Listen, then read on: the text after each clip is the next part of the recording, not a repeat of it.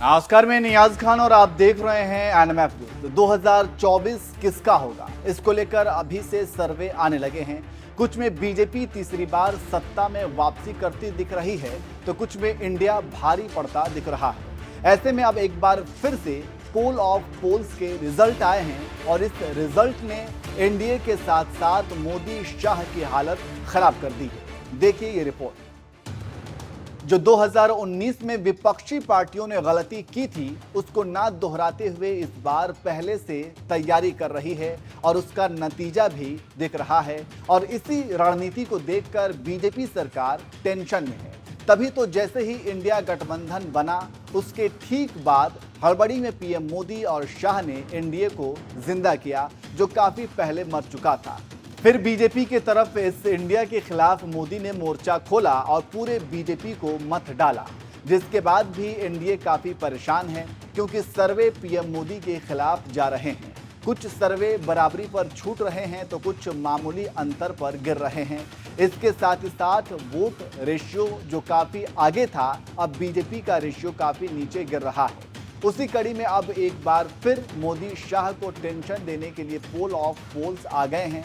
जी हां, सबसे ताज़ा सर्वे टाइम्स नाउ ETZ का है, जिसे 15 जून से 12 अगस्त के बीच किया गया है। इस सर्वे की माने तो एनडीए और इंडिया गठबंधन के वोट शेयर में महज 2% का अंतर देखने को मिला है।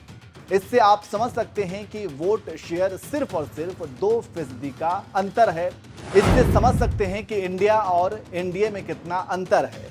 अब हम सभी सर्वे पहले आपको बताते हैं, फिर सर्वे का निचोड़ मतलब पोल ऑफ पोल्स के रिजल्ट क्या होंगे ये बताएंगे। इस साल जनवरी में इंडिया टुडे सर्वे ने सरकार को लेकर सर्वे किया, जिसमें एनडीए को 298 सीटों पर जीत मिलने का अनुमान लगाया गया, जबकि कांग्रेस की यूपीए अलायंस को 153 सीटें और अन्य के खाते में 92 सीटें मिलने का अनुमान था। लेकिन ध्यान देने वाली बात ये थी कि इस सर्वे में एनडीए को 55 सीटों का नुकसान हो रहा था, जबकि यूपीए को 62 सीटों पर बढ़त मिल रही थी। इससे आप समझ सकते हैं कि ये सर्वे साल 2023 के पहले महीने का था। लेकिन अब हम 7 महीने बाद जुलाई 2023 की बात कर लेते हैं।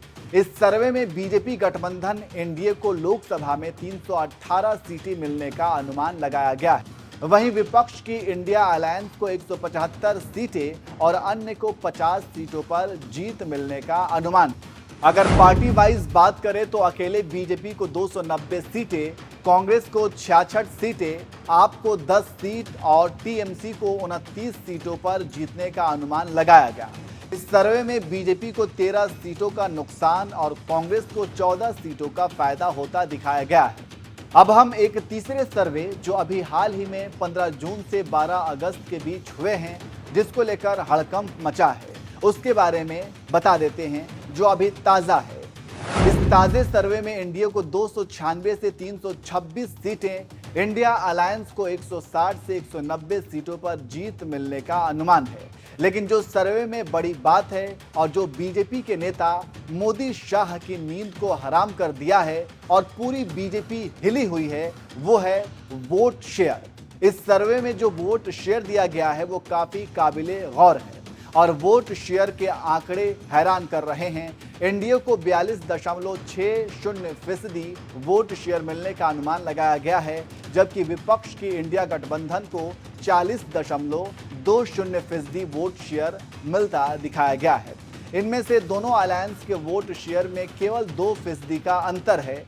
एनडीए को 2019 चुनाव में 37.36% और कांग्रेस को 19.49% वोट शेयर प्राप्त हुआ था।